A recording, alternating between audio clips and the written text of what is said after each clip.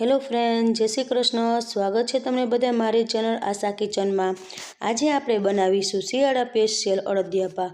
તો શિયાળા માટે ખાસ ખવાતો અડદિયા પાક, ઘણો સસ્તો અને ચોખ્ખો અડદિયા પાક તમે ઘરે બનાવી શકો છો.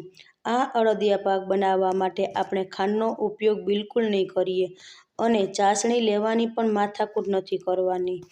એકદમ સહેલી રીત અને હેલ્ધી અડદિયા પાક બનાવી તૈયાર કરીશું. તો ચાલો જોઈ લઈએ ટેસ્ટી એવો અડદિયા પાક, બધી ટિપ્સ સાથે અડદિયા પાકની રેસીપી.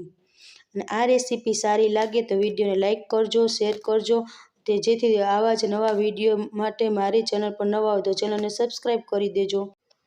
હેલ્ધી અડદિયા પાક બનાવવા માટે પરફેક્ટ અડદિયાનું માપ જણાવું છું. 1 વાટકો જેટલો અડદનો લોટ લીધો છે, જે કરકરો આપણે લઈએ છીએ તેની સામે છે તે મેં ગોળ લીધો છે, દેશી ગોળ લીધો છે. દેશી ગોળ છે ગળ્યો વધારે હોય છે, એટલે તેનું માપ મેં છે થોડું ઓછું રાખ્યું છે. જો તમે ભીલી ગોળ લેતા હોય તો જેટલો લોટ હોય તેટલો જ આપણો ગોળ લેવાનો છે. હવે છે તે મેં 1 વાટકો જેટલો ઘી લીધું છે, અંદાજે 250 ગ્રામ જેટલું ઘી લીધું છે. હવે જે તેને ધાબો દેવા માટે આપણે દૂધ લીધું છે. દૂધ છે તે આપણે થોડુંક એવું ગરમ લેવાનું છે. હવે છે તે ધાબો દેવા માટે મેં ઘી લીધું છે, તે પણ ગરમ કરી લીધું છે. હવે છે તેમાં ગુંદ લીધો છે, નાની વાટકી જેટલો, જે આપણે ગુંદ નોર્મલ વાપરતા હોય તે. ને 1 વાટકી જેટલી બદામ છે તેના પર કટકા કરી લીધા છે મેં, અને કાજુ લીધા, તેના પણ કટકા કરી લીધા છે. બધું જ તમને બધી જ વસ્તુનું માપ મેં તમને જણાવી દીધું. હવે છે તે આપણે એક મોટું વાસણ લેશું. હવે તેમાં છે આપણો જે અડદનો લોટ છે વાટકો તે આપણે લઈ લેશું. હવે તેને છે આપણે ધાબો દેવાનું છે. ધાબો દેવા માટે છે તે મેં ઘી લીધું છે. 3 ચમચી જેટલું આપણે ઘી છે તે લઈ લેશું. અને આમાં ધાબો દેવા માટે છે ઘી છે થોડુંક ગરમ જ લેવાનું છે. હવે છે તેમાં આપણે દૂધ લેશું, અને દૂધ પણ છે તે નોર્મલ એવું ગરમ જ લેવાનું છે. તે 3 ચમચી જેટલું આપણે દૂધ લઈ લેશું. હવે બધું સરસ રીતે આપણે છે તે ચમચી મદદથી સરસ રીતે આપણે મિક્સ કરી લેશું. જો આવી રીતે સરસ એવું મિક્સ કરવાનું છે. સરસ એવું મિક્સ થઈ જાય પછી છે તેને આપણે ચમચી સાઈડ પર રાખી દઈશું, અને હાથથી સરસ રીતે આવી રીતે મિક્સ કરતું જવાનું છે. ધાબો પરફેક્ટ લાગશે તો જ આપણા અડદિયા છે તે એકદમ સરસ એવો સોફ્ટ બનીને તૈયાર થશે. જો આવી રીતે સરસ રીતે મસળીને આવી રીતે કરવાનું છે. હવે છે તેને આપણે હાથથી આવી રીતે તૈયાર કરીશું, જેથી છે તે આપણો ધાબો છે બધે કણે કણમાં છે તે લાગી જાય. દૂધ અને ઘીનો ધાબો છે સરસ રીતે લાગી જાય, અને આપણા અડદિયા છે તે એકદમ સોફ્ટ બનીને તૈયાર થશે. અને જ્યારે તમે અડદિયા પાક બનાવો ત્યારે ધાબો દેવો તો ખૂબ જ જરૂરી છે. ધાબો દેશો તો જ આપણા અડદિયા છે તે સરસ બનીને તૈયાર થશે, અને અડદિયા છે એકદમ આપણા કણીવાળા બનશે. જો આવી રીતે 2 હાથથી સરસ કરતું જવાનું છે. જો તમને મુઠ્ઠી ભરીને બતાવું, આપણો ધાબો એકદમ પરફેક્ટ એવો બન્યો છે. હવે છે તેને હાથની મદદથી આવી રીતે આપણે પ્રેસ કરીને આવી રીતે દાબીને રાખી દેવાનો છે 5 મિનિટ સુધી. તેને હવે 5 મિનિટ સુધી આપણે રાખી દઈશું. હવે 5 મિનિટ થઈ ગઈ છે. હવે એક ચાણો લઈ લીધો છે, આપણે જે ઘઉં ચારતા હોય તે ચાણો લઈ લીધો છે. જે આપણે ધાબો દીધેલો છે તેને આપણે હવે છે તે ચારી લેશું. જો હાથની મદદથી આવી રીતે આપણે કરતા જઈશું એટલે લોટ સરસ એવો ચરાઈ જશે. અને જો આવી રીતે બધી કણીઓ છે તે પણ સરસ એવી છૂટી પડી જશે. હાથે આવી રીતે સરસ રીતે કરીને લોટ આપણો છે તે ચારી લેવાનો છે.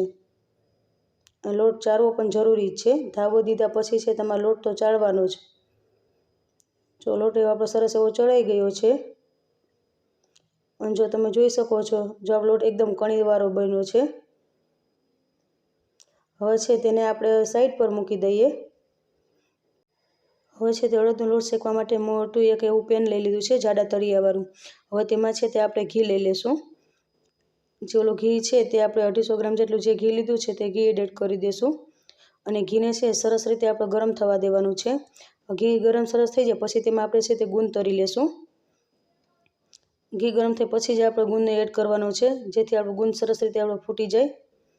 જો સરસ રીતે આપણો ગુંદ છે તે ફૂટવા લાગ્યો છે, અને જો તમને આવી રીતે ગુંદ તરીને ના લેવો હોય તો જ્યારે તમે લોટ શેકતા હોય ત્યારે તમે તેમાં પણ ગુંદ એડ કરીને તમે શેકી શકો છો. પણ હું છે તે પહેલાં જ ઘીમાં તરી લઉં છું ગુંદ.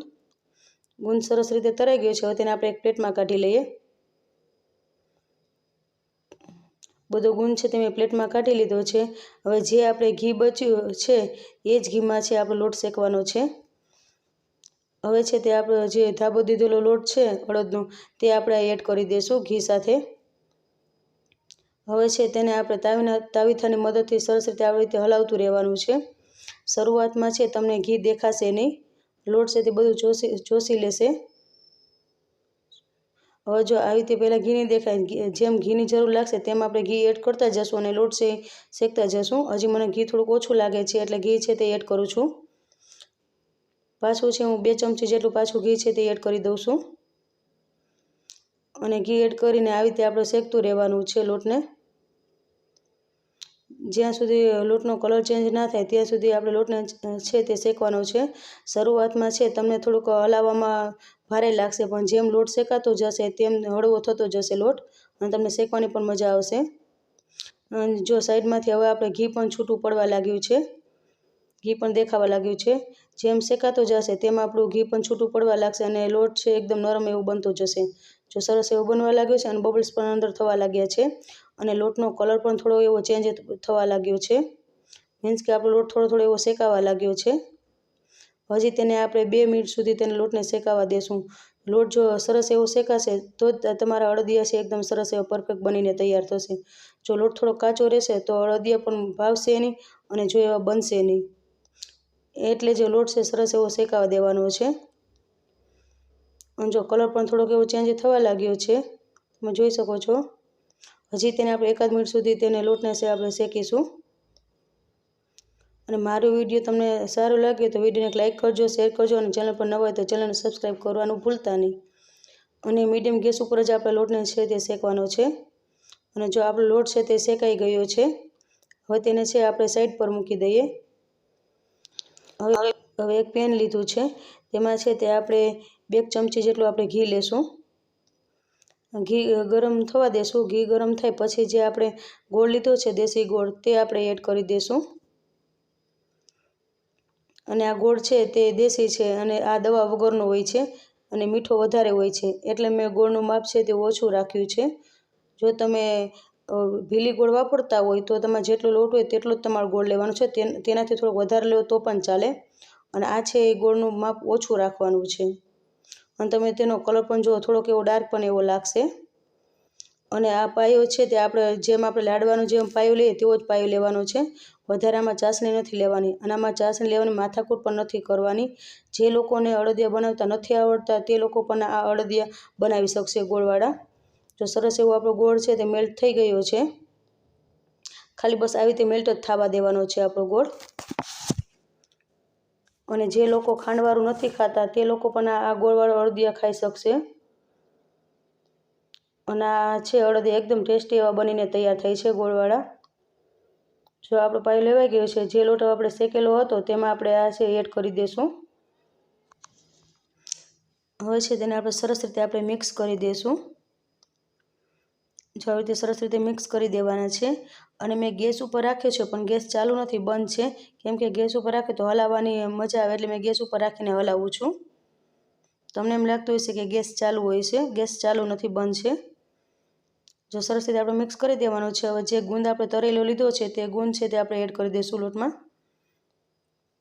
બધો ગુંદ છે તે એડ કરી દીધો છે. તેને હવે સરખી રીતે આપણે મિક્સ કરી લેશું. સરસ રીતે આવી રીતે મિક્સ કરી લેવાનું છે. હવે છે તેમાં અમે કાજુ લીધા છે 1 નાની વાટકી જેટલા, એને કટકા કરી લીધા છે તે એડ કરી દઈશું. અને બદામ લીધી છે તેને પણ નાના નાના કટકા કરી લીધા છે તે એડ કરી દઈશું. સરખી રીતે આપણે મિક્સ કરી લેશું. હવે છે તે મેં સૂંઠ પાવડર લીધો છે તેને આપણે એડ કરી દઈશું. અને તે મેં પહેલાં છે તે બતાવવામાં સૂંઠ પાવડર નહોતો રાખ્યો. હવે તેમાં આપણે સૂંઠ પાવડર છે તે એડ કરી દીધો છે. હવે તેને ઠંડુ કરવા માટે આપણે રાખી દઈશું. હવે જે તેને મેં છે આપણે એક ડીશમાં લઈ લીધું છે.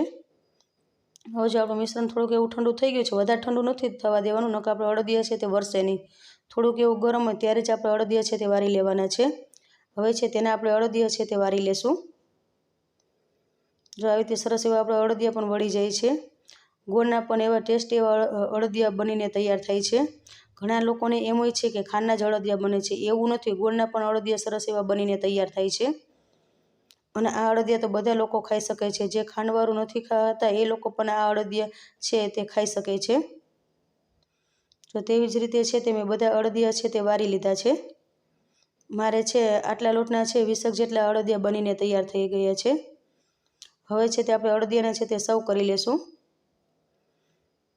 જો આવી રીતે બધા સર્વિંગ પ્લેટમાં આપણે લઈ લેવાના છે. આ ગોળવાળા અડદિયા પાકની રેસીપી તમને કેવી લાગી? જો સારી લાગી હોય તો મને કોમેન્ટમાં જરૂર જણાવજો. અને સારી લાગે તો વિડીયોને લાઇક કરજો, શેર કરજો અને ચેનલ પર નવા હોય તો ચેનલને સબસ્ક્રાઈબ કરવાનું ભૂલતા નહીં. તો તૈયાર છે અડદિયા પાક. આ વિડીયોમાં બસ આટલું. ફરી મળશે એક નવા વિડીયો સાથે. ત્યાં સુધી જય શ્રી કૃષ્ણ બધાને and thank you for watching.